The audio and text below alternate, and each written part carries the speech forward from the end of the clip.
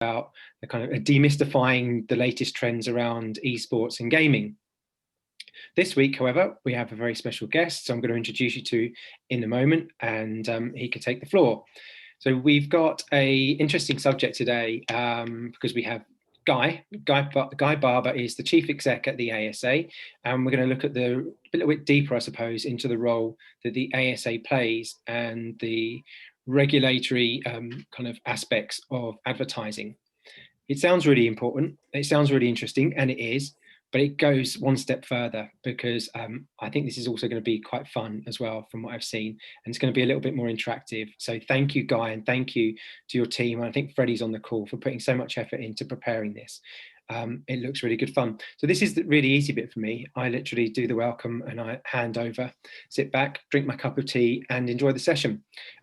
We have a kind of one rule, I suppose, with GreenJam.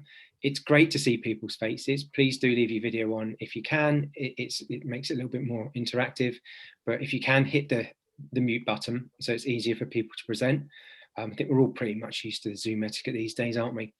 But if you want to ask questions, you can use the chat room and you can put them out to everybody, which Guy will pick up on, but I'll help him do that. But if you don't want to post it out to everybody, you can just put the question to me, Matt Sullivan, in the chat room, and I'll ask the question as though I'm asking it to Guy later on. I think that's it. Guy, are you there? Are you ready for me to hand over? I am. Thank you very much, Matt. Good evening, everyone. I'm Guy Parker. I'm the Chief Exec of the ASA, and I've got Freddie with me. Freddie Alcock, he works in our Media and Public Affairs team. He's very kindly helped me put together these slides. And we're talking about climate change, environmental claims and excessive consumption this evening. And there are some interactive bits to it. So I hope you'll play along. In fact, we're going to ask you to be the ASA counsel on some recent cases and tell us what decision you'd have made. So that's going to be the meat of this. Before I tell you a little bit more about how we're going to do that, just a brief intro. I hope you all heard of the Advertising Standards Authority. We are the UK's independent self-stroke co-regulator of advertising, covering ads in all media, particularly online, which is the big booming area for us, of course. There are some stats on that slide, which I hope you can all see. A lot of the work we're doing nowadays is about making sure ads are responsible. Last year, we secured the amendment or withdrawal of over 36,000 ads or ad campaigns. That was a massive increase on 2019, and that's testament to all of the work we're doing using technology to tackle online problems with online ads at scale. But I don't want you to lose sight of the fact that we also spend a lot of time helping companies and their agencies and media to get their ads right in the first place. And last year we delivered nearly 750,000 pieces of advice and training, much of it online, to help businesses do just that. So I'm going to just move on. Freddie, can you move on to the next slide? We're talking about environmental claims, and this isn't a list of the rules in the UK Ad Code that cover environmental claims. You can look that up on our website if you want to see the actual rules. But it's pretty obvious what businesses that are making environmental claims need to be careful about. Make sure that that your renewable energy claims are accurate and they're not going to mislead people. Make sure you've got really good substantiation. Check in with your clients if they're making a claim that looks a bit strong, and make sure that they've done their homework and can properly support that claim if they're challenged by us. Take care with recycling claims, take care with emissions claims. So we've got 4 to 6 examples of recent rulings that we've made. And I'm going to run through them one by one. I don't know whether we'll have time for all 6. The first of them is a magazine ad by Esso or Exxon. There's the ad. Freddie, can you show the next slide? Because the next slide just picks out the claims that we're interested in here. First of all, scientists believe that carbon capture is a critical technology to help meet the world's ambitious goals for reducing CO2 emissions.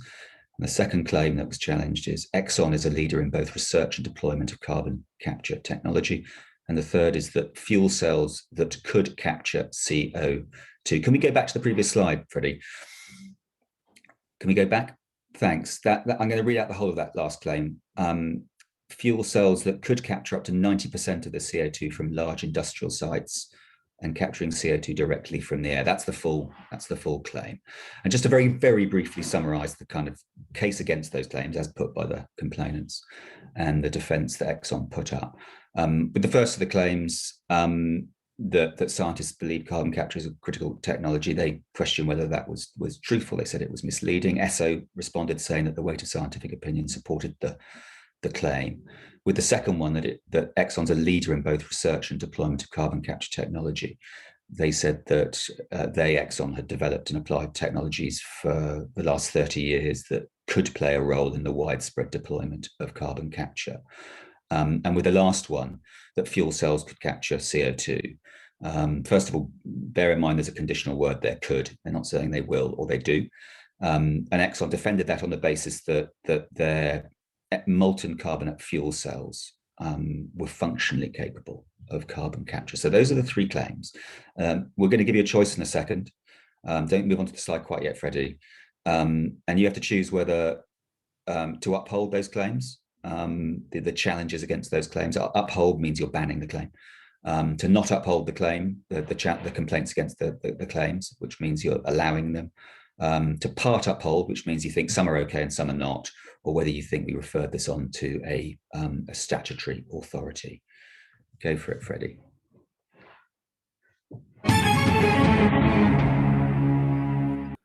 So you're going to get some voting, the Zoom voting functionality. If Terry can make it work, here you go. So this is where you get to vote.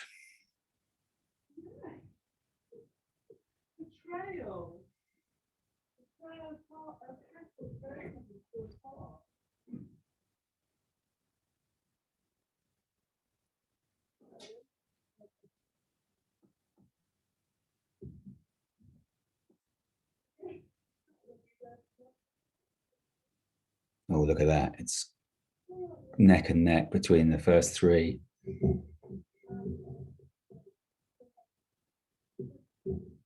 Definite preference for at least a part upheld. So that's about 2/3. There we go. It's about, could you see that, by the way? Could anyone else see the polling results being filled in? You could. Okay, thanks. It wasn't just me then. So 2/3 of you reckon it was upheld or part upheld, 1/3 not upheld. Freddie, will you give us the...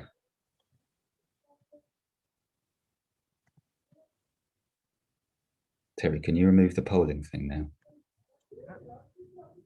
Thank you.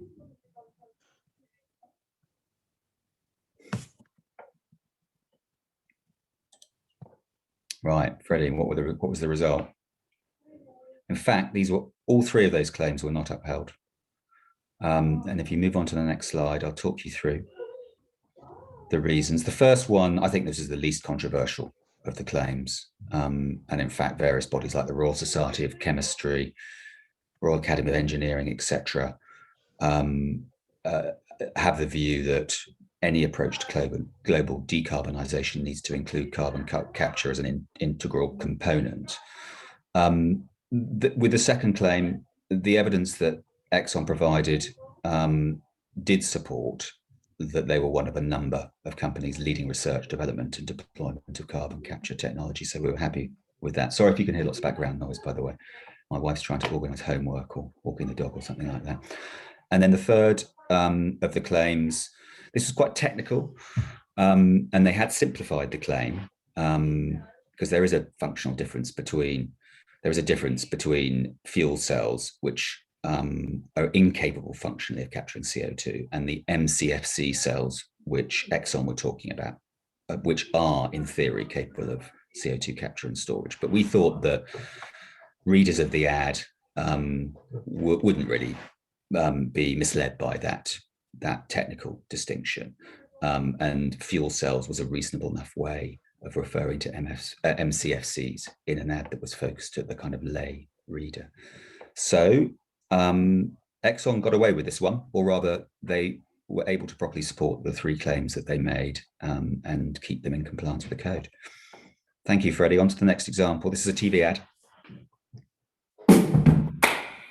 I care about climate change, and I love my food. So new Quorn Thai Wonder Grains is a step in the right direction because it helps us reduce our carbon footprint, and that's got to be good. If you care about climate change, take a step in the right direction with new Quorn Wonder Grains. Find us in the lunch pots aisle. Thank you. So I'm going to pick out the three claims again that were challenged here. First of all, one of the voiceover claims, I care about climate change and I love my food. So new Quorn Thai Wonder Grains is a step in the right direction because it helps us reduce our carbon footprint, and that's got to be good.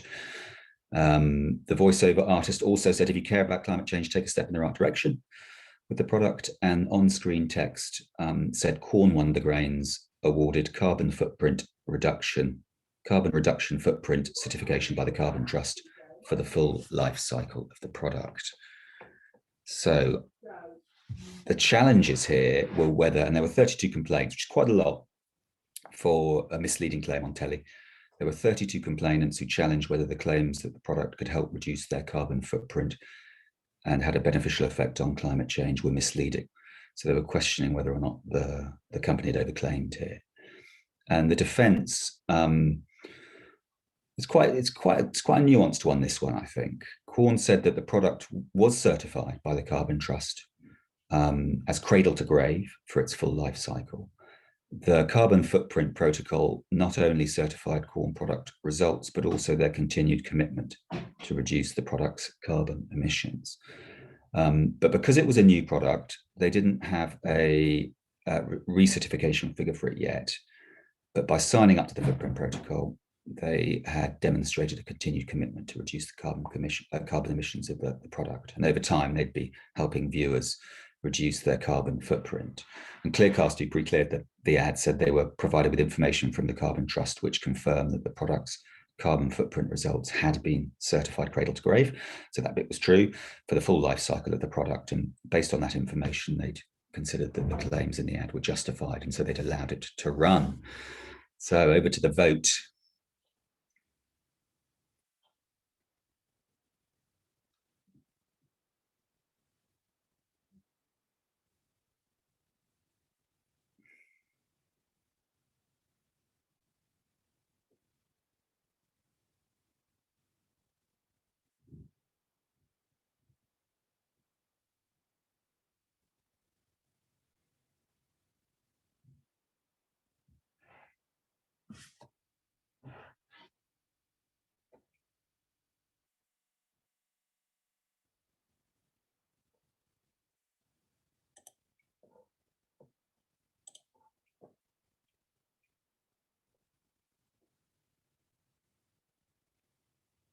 That's again looking about 3/4 upheld, or no, sorry, upheld and part upheld is just over 50%, 52%, but 42% not upheld. Anyone interested in saying why they? Anyone interested in saying why they thought that should be upheld? Anyone feeling brave enough to chip in? Who voted upheld or part upheld?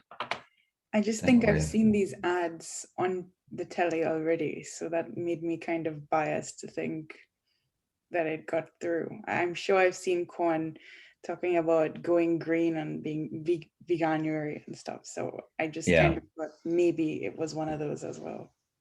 No, they did appear. They did air on telly, but that doesn't mean that we didn't uphold the complaints and ask for the ad to be taken off air or changed. So you went for not upheld. Yeah, I guess it biased me because it normalized it to me somehow. I see. Yeah. Actually, Freddie, do you want to move on to the next one? We upheld these claims, all three of them. I'll explain why on the next slide. The ad included on-screen text stating that Wonder Grains had been awarded the certification relating to the full life cycle of the product. But what it didn't clarify was that the claimed reduction of what it didn't clarify was what the claimed reduction of the carbon footprint was being measured against, and viewers therefore wouldn't know the basis of the reduction.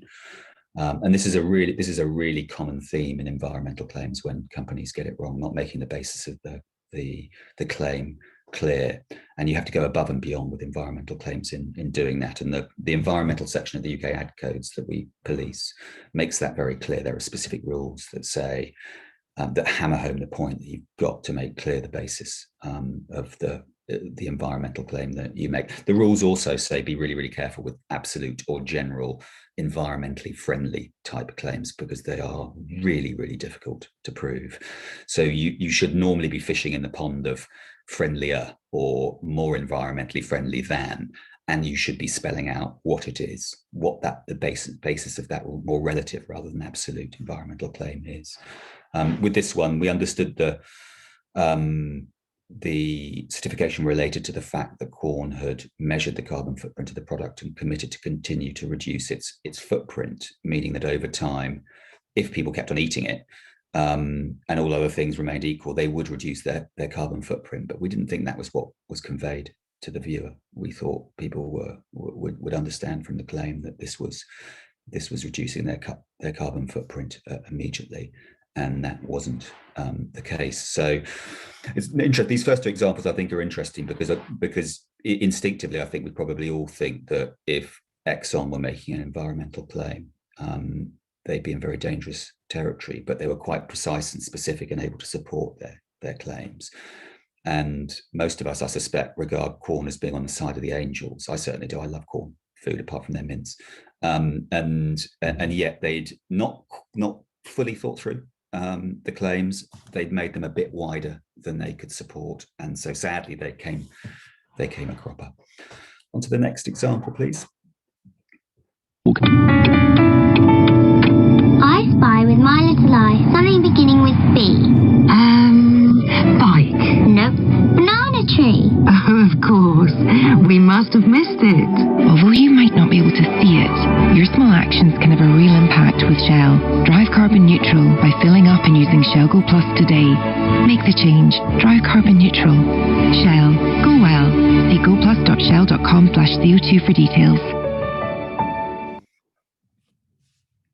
Thanks, Freddie. I hope everyone could hear that okay. I've got my volume up really high. It was really, really loud. But anyway, radio ad, obviously.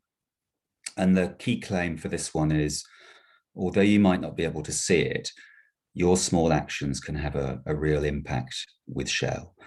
Drive carbon neutral by filling up and using Shell Go Plus today.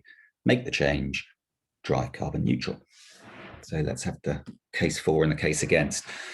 So case against, 17 complainants challenged whether the claim drive carbon neutral was misleading. Not a lot to go on with that.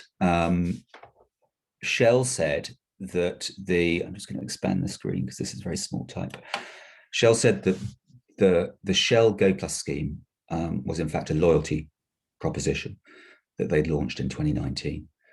Members had the ability to enjoy savings on selected categories, etc., etc., etc., by scanning their Shell Go Plus app or card when they made a purchase.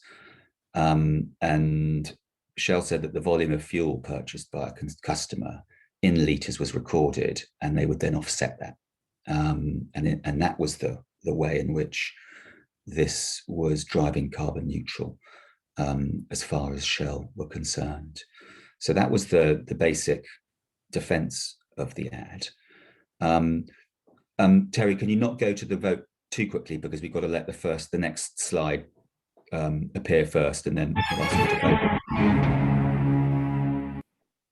Don't go for D, by the way, on this, because don't go for C on this, because this can't be part upheld. There was just one point of complaint. It was either upheld or not upheld. So it's A, B, or D. Over to you, Terry.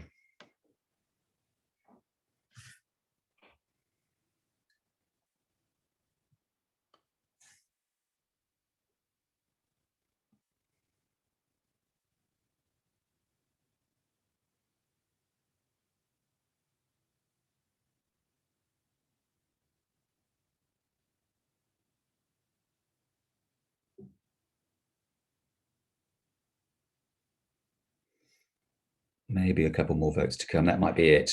So that's 58% upheld, 32% not upheld. and 11% referred to another agency. And the verdict was, Freddie? It was upheld. And the reason was, I mean, in a nutshell, the reason was that it was a loyalty scheme, but we didn't think that was obvious from the radio ad. We thought people more likely to think that Shell Go Plus was a fuel for which Shell would offset the carbon emissions. And actually, to realize this claim of driving carbon neutral, you had to have signed up to the loyalty scheme and you had to use the app or show your card, and then there would be offsetting. But that complexity, which might well have resulted in people thinking that this was a bigger benefit to the environment than actually occurred. Without that, we thought the radio ad was misleading. So our next example is Ryanair. I think this was a TV ad and a print ad. Freddie, do you want to show us the key claims? Press ad, TV ad, and a radio ad. Seen and heard in September 2019. I'm going to spend a little bit of time talking this through because there are various moving parts to this case.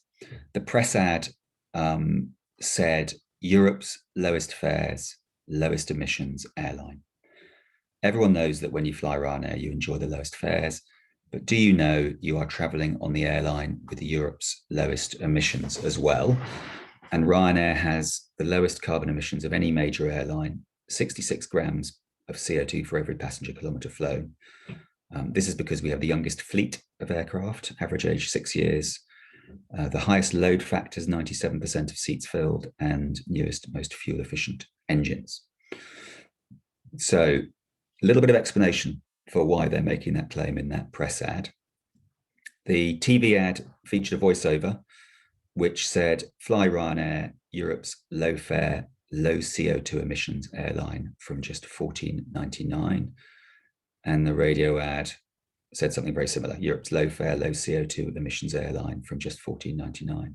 One way, low fares, low CO2 emissions. So the complainants, including a consultant in energy, transport, and sustainable development, believed that by their nature, airlines didn't have low emissions. And so they challenged whether the claims Europe's lowest emissions airline and low CO2 emissions were misleading and could be substantiated. So we've got a couple of claims here and we've got 3 ads. So it's it's a little bit complicated in terms of different possible permutations.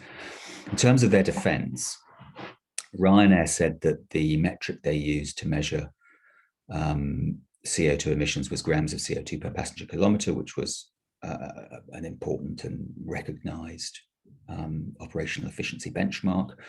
And in comparing the global operations of 4 other major European airlines in Ad A, they said Ryanair performed strongest. They said Ad A clearly explained the basis of the comparison. And the factors that led to their superior performance were their young fleet of aircraft, which was mentioned in the ad, point-to-point routes, direct flights, fewer empty seats and higher seat density. And Ryanair said the claim low CO2 emissions in ads B and C meant less than average. And they said the claim was substantiated further by some rankings, airline efficiency rankings published by a sustainability body called Brighter Planet, who concluded that Ryanair emitted the least CO2 per passenger mile. That's miles, not kilometres, but I don't think it really makes a difference when compared with 19 other airlines using 5 key efficiency drivers: aircraft model, seating density, load factor, freight share, and distance. So let's go to the voting slide, please, Freddie.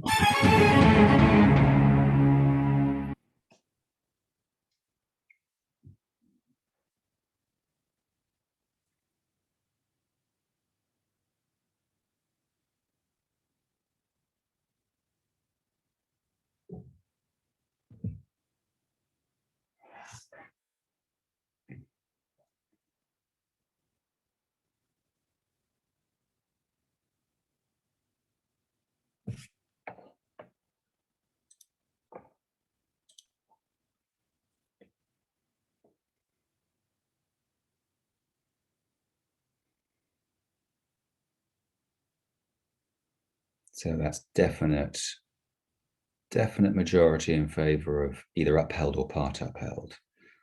63% in favor of one of those two. Upheld for all of the points being the favorite at 42%, the biggest vote share. 32% not upheld and 5% referred to a co-reg body. And the verdict, please, Freddie. These were all upheld, all three of them. I think I'd have probably, if it had been me, I'd have voted for part upheld on this one.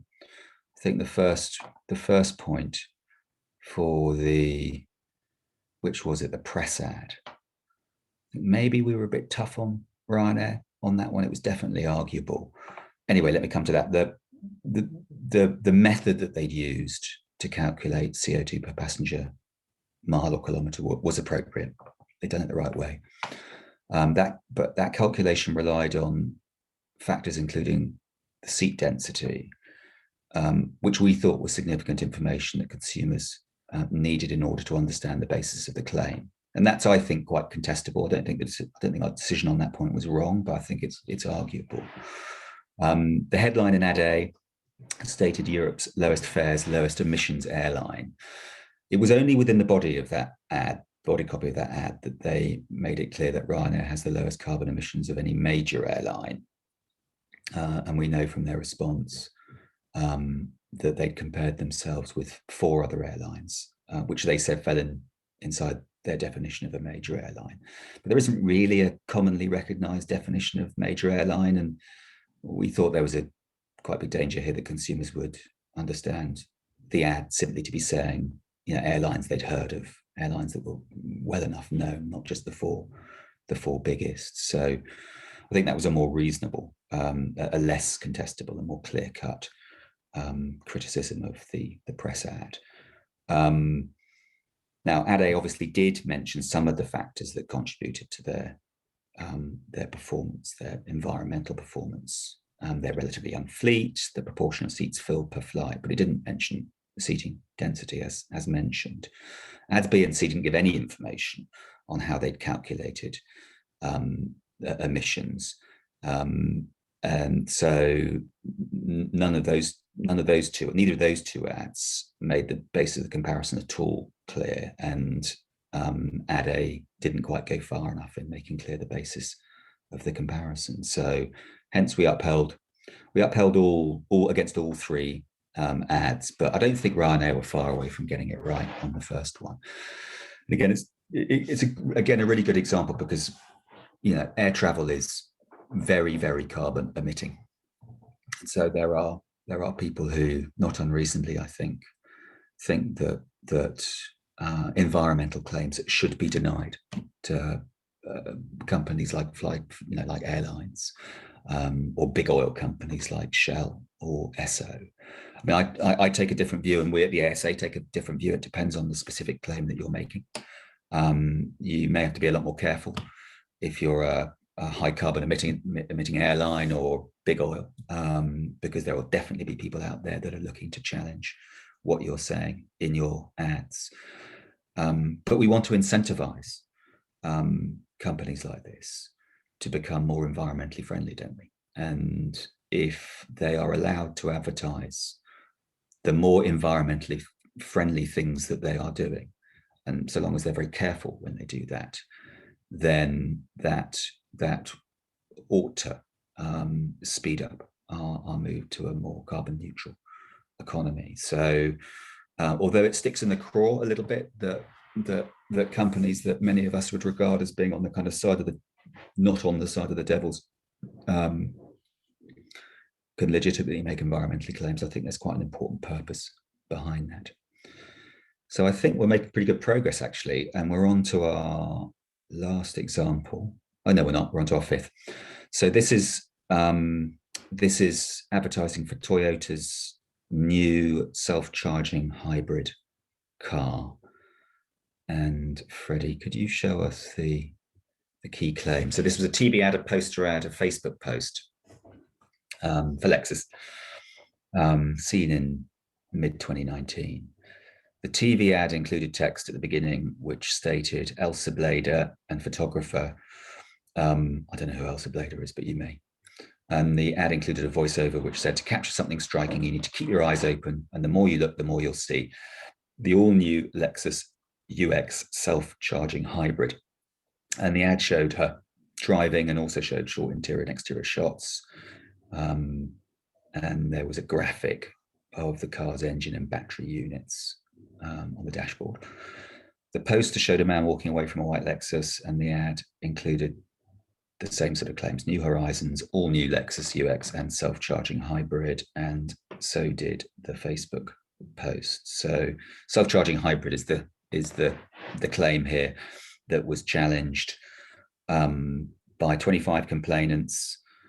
These are quite high numbers of complaints for these ads that I'm showing you, given that these are quite technical issues, many of them, which just goes to show that if you make an environmental claim, you can expect to be challenged. We don't receive a huge number of complaints about environmental claims across the board, but they're becoming more common, unsurprisingly. And so the challenge here was whether the claim self-charging hybrid was misleading, because the complainants believed it misrepresented the way in which the electric battery was recharged by using the petrol engine. Okay, I'm going to make my screen a little bit bigger so I can read this text because it's quite small. So the defense from Toyota, which owns Lexus, was that their hybrid electric vehicles use a petrol engine and an electric motor, and they can operate independently of each other as well as working in tandem. And it was self-charging because it used technology for the capture, conversion and storage of kinetic energy that would have otherwise been lost from the petrol part of the vehicle engine, and also because it used technology to recover energy from its braking system. And we probably all know how these things work because we've sat in enough Toyota Prius Ubers and seen the way it works on the dashboard that you can see in the console. Lexus said the electric battery did rely on energy from the petrol part of the engine, which charged the battery while the vehicle was in motion, but that it was also recharged from the braking system. So the claim self-charging hybrid referred to the overall vehicle, which was self-charging rather than the battery or any other individual component.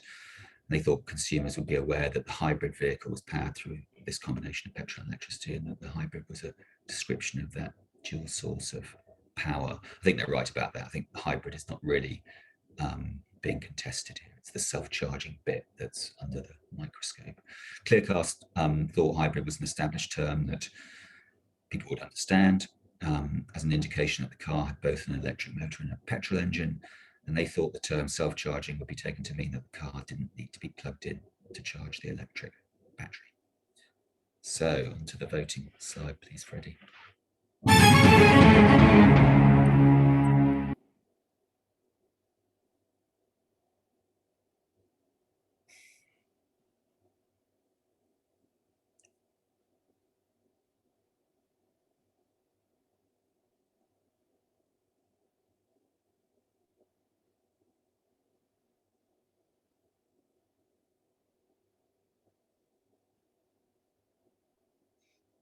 So in terms of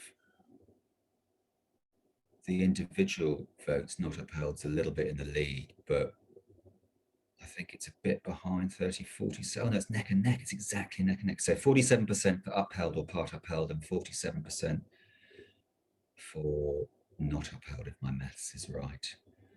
And again, I don't know whether it's the same person that's plumping for referral to a co-regulated body, determined that this is going to come in for one of the cases. We will see. Thank you for that. So that's absolutely neck and neck. Freddie, can you show us what the result was, please? This has been a really controversial one for us because there are a lot of people that don't like the term self-charging hybrid. We didn't uphold this. We thought it was okay. On to the next slide, please, Freddie. We thought that in the motoring context, that hybrid meant that it was a combination of a petrol and electric engine, as I said. There was nothing in the ad that implied that the battery part of this engine needed to be plugged in to be recharged. And we thought that the self-charging bit of it would be interpreted to mean that the internal mechanics of the car would charge the battery, which is in fact what happens. So I think actually Clearcast got to the nub of it in their defense of the ad on the earlier slide a couple of slides ago, when they said that they thought people would understand the ad to be saying that the car didn't need to be plugged in. And of course, there are some hybrid vehicles that are plugged in, and for the electric cars obviously have to be plugged in to recharge them. So whether you think it's a big benefit or not is rather immaterial. It is a distinguishing factor for this type of hybrid. And so we thought it was okay. We get a lot of flack, I think, Freddie, from people on Twitter about this. There are some people that are very, very upset, got very, very upset about this decision. There are. Sorry, guys, and I think you're right, and it just highlights the complexities of some of the cases and the amount of evidence we have to wade through when considering these types of cases. I mean, there are people on Twitter, as you say, that still think this is wrong of us to rule in, but it's interesting when it does just show, as you say, how much evidence there is, and how arguments can be made on both sides. But at the end of the day, we have to come to a ruling on it. And I think the ruling we come to is fair based on the evidence that we have for it. And it's an interesting one for sure. And it's a slightly different example, this one, to some of the ones that we showed before, because I think it's a rather more straightforward question of, what do you think people are going to infer from this claim? And to some people, I think self-charging is just a no-no for this type of thing. They just take against that description for this type of vehicle, I guess because they're worried that people will infer from the self-charging bit that this car can somehow, I don't know, create perpetual energy. I mean, for me, that just seems so unrealistic as to not be a danger in terms of consumer understanding of the claim. And given that Toyota Priuses have been using this technology for years, and we've almost all sat in one, then I think it's become a bit more socialized that the self-charging bit means that the petrol engine and the braking systems are the things that are recharging this battery, and you don't have to plug it in. The benefit here is you don't have to plug it in. You can let the car take care of that. So it's an interesting one, but it's very, very interesting to get your views. Thanks everyone for submitting your votes on these cases. They were a lot of them were quite close, and unlike with the GreenJam session that I did with some of you a year or so ago, where we looked into gender stereotyping, where there was a lot of consistency between the votes of you guys on the ads, the gender stereotyping ads that I showed you, and the decisions we actually took. It was a much more of a mixed picture with these environmental claims. And that's probably because of the nature of the sort of issues that we're talking about here, and the fact that many of them are technical. It's quite easy to come to a view on something like gender stereotyping in ads because there aren't a lot of technical arguments and evidence to think of. You just form an impression when you see the ad. But with environmental claims, you absolutely have to dig beneath the surface, and you could make a real difference, I think, to your clients when you are working on environmental claims or ads that contain environmental sustainability type claims, to really, really make sure you put yourself in the shoes of someone who is out to get your brand and is looking to find fault, because there are going to be people out there doing that, and you need to absolutely make sure that you've properly done your homework. And as always with technical complicated claims, whether it's in this sector or whether it's in sort of area of health claims or anything like that, it is much easier to slightly modify and make a little less ambitious your claim. It is often a lot easier to do that than it is to find the extra evidence and arguments to support the stronger claim. So quite often just tweaking the claim, making it a bit more precise, making sure that it's less liable to be misunderstood or misconstrued, pinning it down, using your talents to make sure that the message is crystal clear and there's no disconnect between what you think you're saying and what you're actually saying. That's a really important thing for you to bring to bear, I think, in your agency careers. I'd love to give people the opportunity to ask any questions they've got about any of those cases before we move on to the sort of last section of this, which is to think a little bit and talk a little bit about excessive consumption. I don't know whether anyone's got any questions. Oh, here we go. There we go. I had a general question. So one of my clients today actually asked about what they can and can't say when it comes to recycling. So they are removing plastic packaging and replacing it with cardboard packaging. Now, some clients still have plastic packaging, and I'm wondering, what is the ASA's thought on the fact that cardboard is not entirely recyclable, and that some of the plastic packaging is also, that says recycling, about 90% of all plastic doesn't get recycled in the first place. What claims can you make and what can't you say? Well, I promise you this isn't a setup, because I've never met you before, Mark, or spoken to you before now, but I actually forgot that we've got one more case study, and it is on exactly this subject. I was just going to jump in there, Guy, and say, do you want me to move to the next slide? Because we have got one more. And yeah, as you say, not set up. Brilliant luck, but should we just crack on with it now, considering the questions? Yeah, we'll show it to you now, Mark, and I'll then check back in with you, if I may, and see whether it's helped answer your question. Because the last of our case studies, I'll run through this quite quickly because I do want to have a little bit of time to talk about excessive consumption at the end.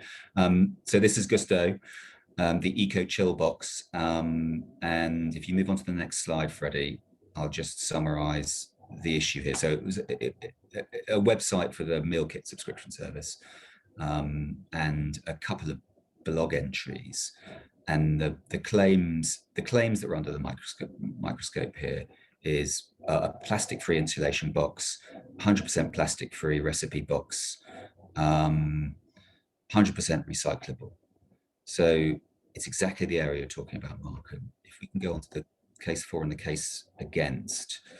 So there were various challenges. There were challenges that it was plastic-free with absolutely no plastic, 100% plastic-free, et cetera, and the challenges were on the basis that the complainants understood the box contained an ice pack made of low-density polyethylene plastic,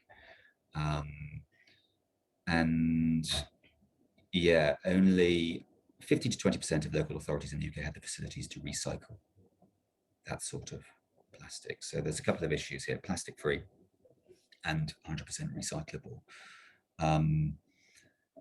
So Gusto, how do they defend this? They said that because of that, so what's this distinction they're talking about? The ice pack tend to be discrete from one another. Oh, right. Okay, so they're making a distinction between the box and the ice pack within it, and they're saying that the 100% recyclable claim applies to the former and not the latter. And they provided recyclability evaluation reports to prove the recyclability of the Eco Chill box, but presumably not the plastic within it. So that's the kind of basics of this. Let's go to a vote on this one.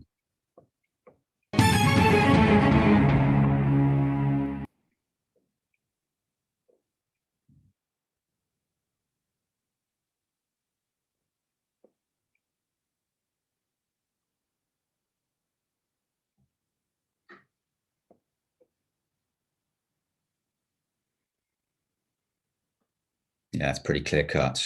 So we've got 40, 50, 60, 70, about 80% saying it was upheld or upheld in part. And it was upheld, Freddie, wasn't it?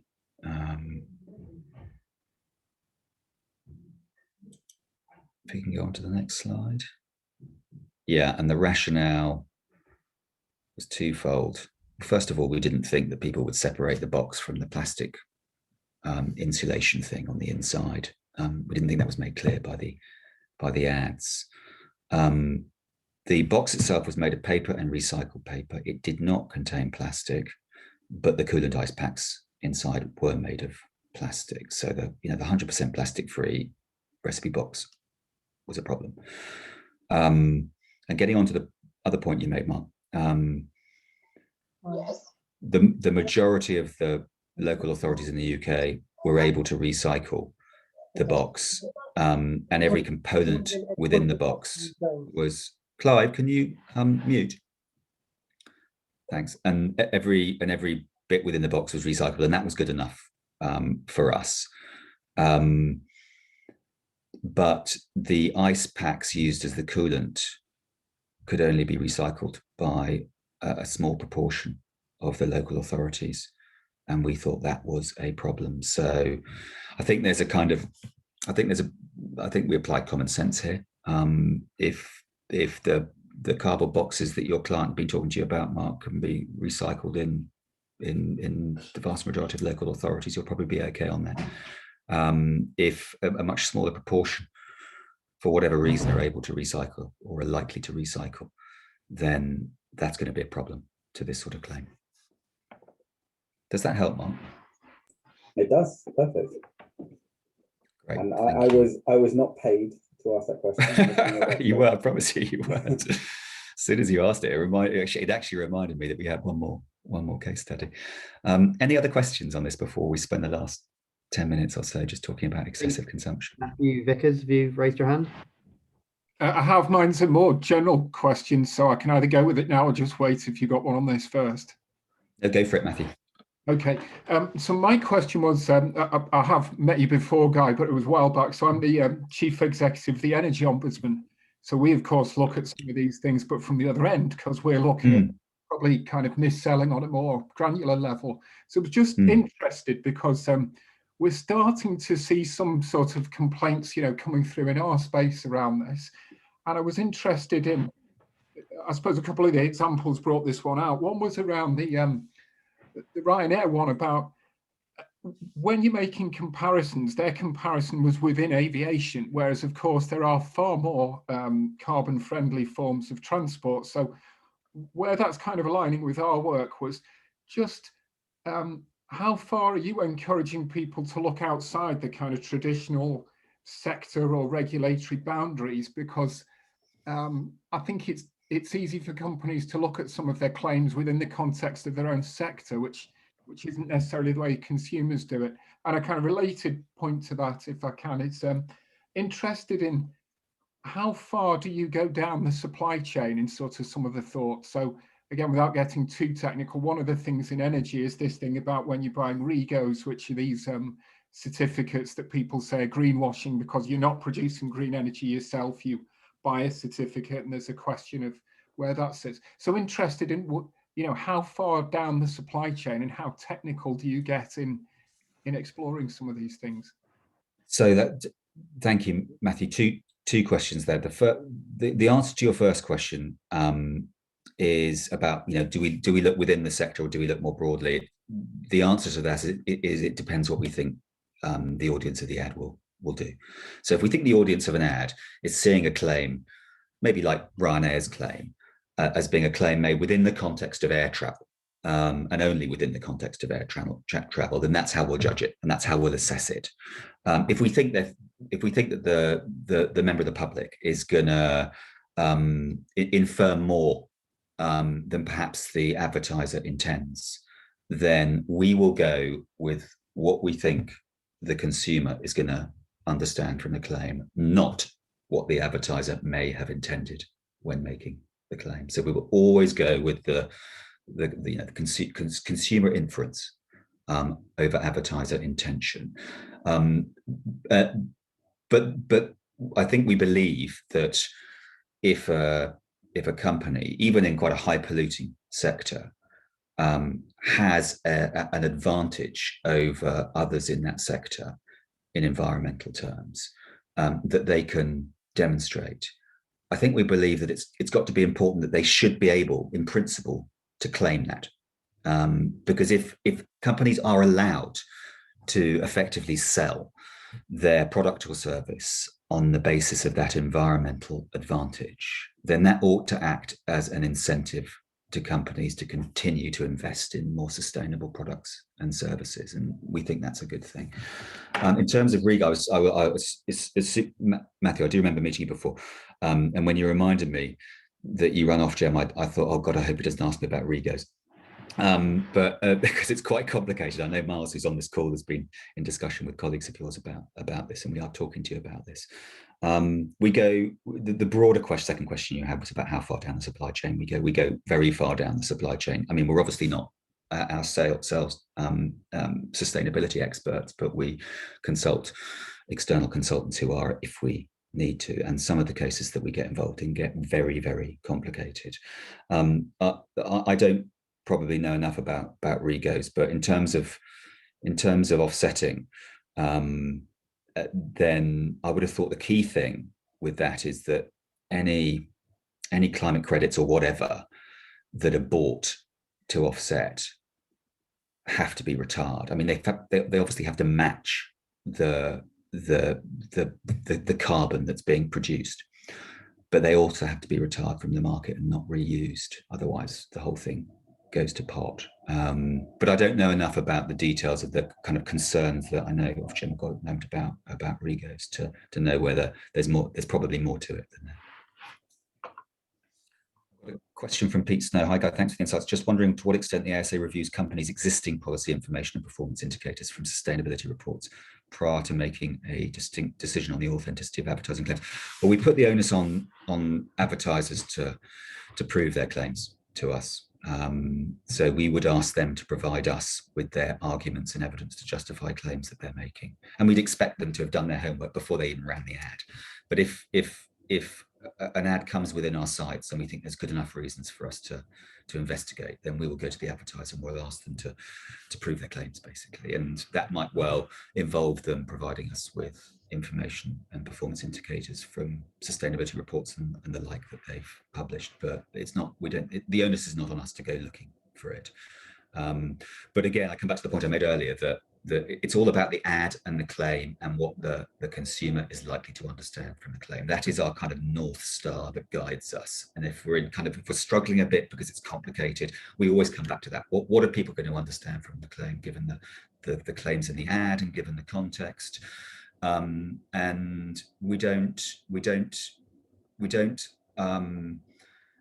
operate on the basis that companies that the public may have a problem with or increasingly may have a problem with should get judged more harshly.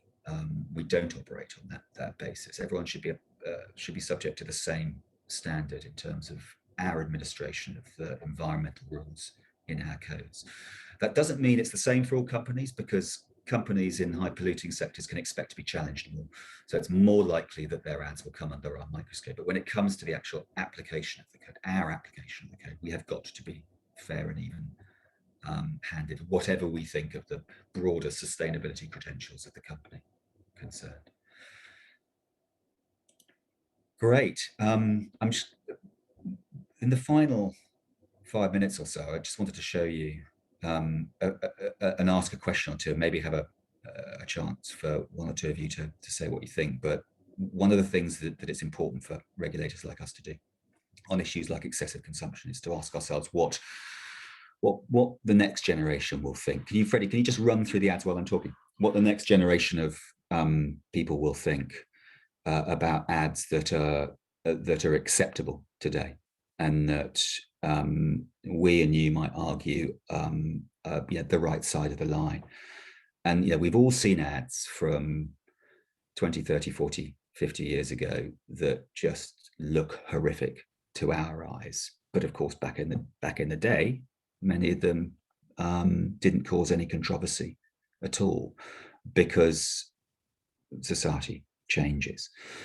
So I think it's a really interesting game to play with excessive consumption. We have a major problem with climate change. We all know that there are reasonable arguments that advertising can drive irresponsible, excessive consumption of products.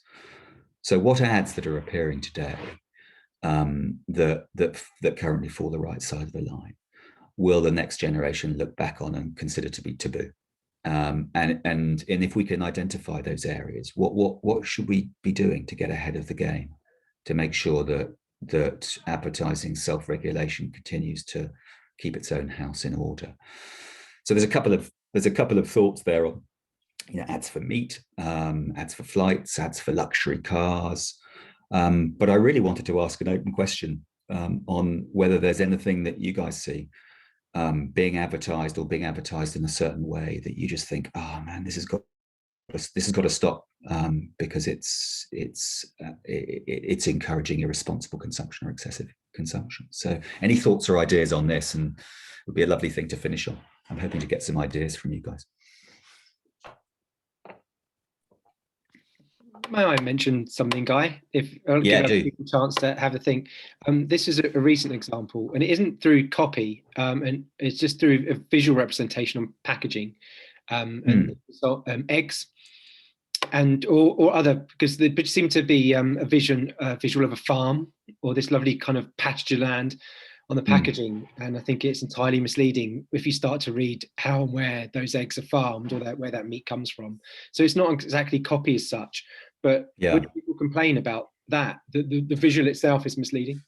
Yeah, we've had complaints about that in the past. We upheld complaints against Waitrose TV ad, I think it was a few years ago, for showing, I think it was pigs, roaming around in the nice countryside, but in fact the pork that they were talking about, the animals that produced the pork that they were selling did not live in such comfort.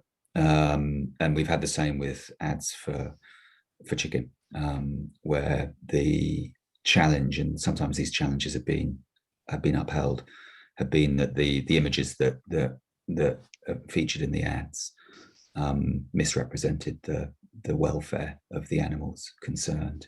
But now you've got the whole thing with supermarkets producing brands. It's broader than marketing communications. Actually, this is an issue for marketing too, with own label brands being created that some people have challenged on the basis of misleadingness.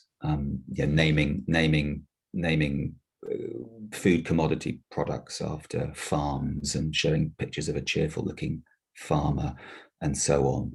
And there have been challenges, not to us, but there have been challenges about whether or not these farms are as wholesome as they're portrayed.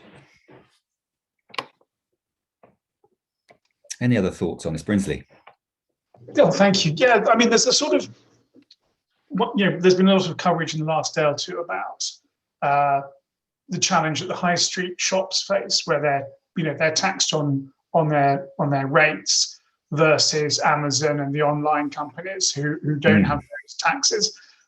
There's also, I think, an issue about carbon footprints, and during lockdown, certainly every day my wife and my kids are having Amazon deliver things, usually, frankly, in old diesel vans, pumping out a massive carbon footprint. And although my family don't do this, I understand it's quite common that people will buy clothes, for example, in three sizes, the size they think is right, and then one they think is going to be too big and one they think is going to be too small, but just in case, and then they send two back. So there's a big carbon footprint with that, which is just kind of externalized, and is the online retailers aren't having to cater for that at all. So, but it's not quite on. So it's not an express claim about encouraging excessive consumption, but it's by omission. This failure of the online people to say, actually, it would probably be greener for you to go to the shops and buy this thing from a physical shop than it is for you to order it online. I think that sort of stuff, I think those sorts of factors would come into it if a claim was being made by an online retailer, that it was more environmentally friendly to buy from them than it was to go to a bricks and mortar retailer. I think those factors would come into it. And I agree with you. I mean, the whole kind of fast fashion thing, the return levels, if you're online retailer are huge. I mean, I'm not an expert on this, and some of you may have online retailer clients and know much more about this than I do, but they're kind of like 50%, around the 50% return levels for online retailer purchases, which is huge, and that carries a carbon cost. I mean, Amazon, I think I read the other day that Amazon are committed to be carbon neutral by 2040. And my presumption is that that's across all areas of their business, I guess, including Amazon Web Servers with all the servers that are kind of pumping out heat. So they will, I'm sure, be being held to account for the carbon impact of deliveries. And I know they're also, well, I think I'm right in saying they're also investing very, very heavily in electric vehicles to try and reduce the carbon impact of the delivery vehicles that they use. I don't know whether they've introduced them in the UK yet. But no, this, depending on the claim that's being made, Brinsley, those sorts of things that you flagged up definitely could be a factor in an NSA investigation. I've got a question here. Hello, Guy. I've always wondered why ads targeted at children are allowed and if they should be regulated more. Oh, there's a big question. That's a question for a whole separate session. There are a lot of rules in our codes around advertising to children, restricting the content of those ads to make sure they're appropriate for the audience, but also in terms of making sure that the ads for age inappropriate products and services are targeted away from children. But yes, there are also people that argue that advertising to children should be banned across the board. But of course, children are always going to see ads that are targeted at adults, and you can't wrap them in cotton wool. So it's quite a nuanced argument, I think. Great. Anybody else have anything before we're just running over? But I think we can take any more questions if anybody has anything. No. Okay. Well, Guy, thank you so much. That was really interesting, and it was fun. I love the Who Wants to Be a Millionaire visuals, Freddie. Really good. Yeah, well done, Freddie. Yeah. Thank you very much. Thanks for having me. I was wondering, because I thought there'd be more complaints, and you said like numbers around 25 and 31, but then when you look into it, they are so technical that I suppose it does kind of measure up. And that's quite a lot of complaints for a TV ad on misleadingness, as Brinsley will know. That's actually quite a lot of complaints. We get hundreds and thousands of complaints when it comes to things like harm and offence, but when it comes to misleadingness, they're always much, much lower. Right. Interesting. Would one complaint trigger that much work to investigate? It could, yeah, and it does happen, yeah. Right. Okay. Well, I'll bring this to a close. Thank you for joining, everyone. Thank you, Guy, for giving up your time. That was really interesting. I can see lots of nice comments coming through in the chat room. Lovely to see you all. Go and have some warm cup of tea or a gin and tonic and some dinner, and enjoy the rest of your week. Thanks everyone. Have a nice evening.